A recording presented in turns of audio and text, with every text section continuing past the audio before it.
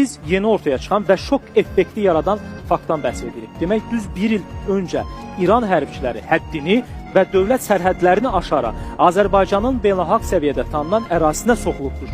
Bəli, səhv eşitmədiniz. Kalibrin məlumatına görə hadisə Xudafərin su anbarı ətrafında baş verib. Tarixi Xudafərin körpüsündə 3 rəngli bayrağımızı qaldırdıqdan sonra ordumuz ən qısa yolla Zəngilana doğru irəliləyirdi. Ermənistan ordusunun tör-töküntüləri isə tab gətirməyərək, silah sursatlarını ataraq, papaq şalvarlarını belə götürməyə macal tapmadan necə gəldi qaçırdı. Və birdən, biraz irəlidə İran əskərləri Azərbaycan ordusunun qarşısını kəsir.